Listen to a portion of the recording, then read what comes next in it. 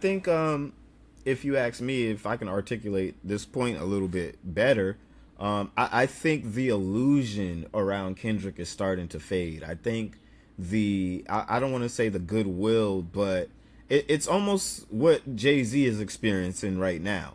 The goodwill, the smoke and mirrors, it's slowly starting to fade, and people are starting to see, okay, we've been, you guys have been talking 2 years about how great this man is, how magical and mystical his music is. And a lot of the casuals are at this point where they're saying, okay, now we got to see something. Now we got to see where this transformative music, where you guys are getting this opinion from.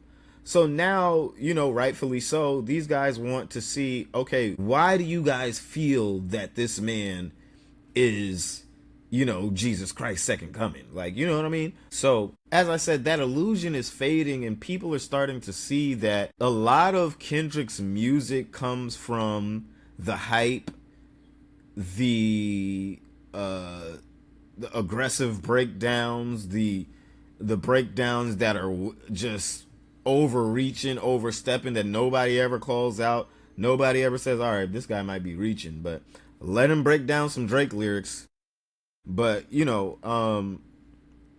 I think this illusion around Kendrick and the bodies of works that he puts out is starting to fade. We went through this time and this period where it seemed like everything Kendrick did in hindsight was gold. And that was the narrative 2 years ago. And I think it's pretty safe to say that Kendrick has had some misses. He doesn't have the replayability that people would like to act like. They want to convince you that Kendrick has this replayability and that he's always in rotation and that you can play him anywhere, and you just can't. Kendrick is not the type of artist that you play anywhere. Kendrick is not the type of artist you can play no matter what mood you're in. Kendrick is not even the type of artist who is really equipped to deal with your issues. And not to say that Drake, I don't feel like Drake's music is either. But some people are going to listen to Kendrick or Drake or J. Cole, and they're going to feel like, oh, well, this music saved my life. But me personally, just because I've never been that guy, I don't think that Kendrick's music is on this level of it'll transform you. It'll bring new perspectives into light for you.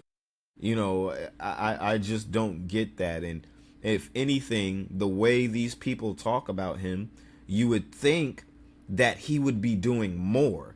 So this is why if you hear me speak on Kendrick and you hear me speak on what he's doing outside of music, well, that's usually because of how the people around him talk about him. I want to know what he's really doing. If his music is about all of these virtuous things, if his music is so transformative, then what is it actually doing? What are the tangibles that we can actually point to and see and say, hey, this man's music is changing lives? Like they try to convince us it does. I want to be able to point to something or point to a situation or a fight or any battlefront that black people as a whole are on and say, okay, this is the effect that Kendrick has had, or this is what he's doing with his dollars, or this is what he's doing with his voice and his influence and his power. But he doesn't do anything with any of that shit. Kendrick comes out, he drops music, and then he disappears. He doesn't talk to you guys. He doesn't clarify his music. He doesn't give you guys any breakdown. What happened to the days where we used to get interviews and we used to be able to ask artists about particular tracks and what they were thinking about when they were writing it? And Drake doesn't do this either. Drake, but then again, Drake gives us so much other content that it's almost okay, and it's like, all right, we can look past it. I won't say it's okay, but it's like we can look past it. But what happened to the days where we can really say and sit down and watch an interview and get into where the artist was, where he or she was headspace wise or mood wise or life wise when they were writing this music. We don't get that from Kendrick. We just don't. We don't get that from Kendrick. There's never been a moment really that I've seen, and I guess I'm not the biggest Kendrick Lamar fan, so I'm sure maybe he's had some moments like this in the past, perhaps, that he's really broken down the music and explained the psyche behind it. But I mean, he doesn't do that. I've seen some other people responding to this too and say, "Oh well, Kendrick is, he doesn't have anything to prove. He laid it all out in GNX." And I'm just sitting here like, well, what questions did he answer? I heard one person say, "Oh well, he answered all the questions." What questions did he answer? What questions are you guys talking about? I didn't see him answer any questions, if you ask me.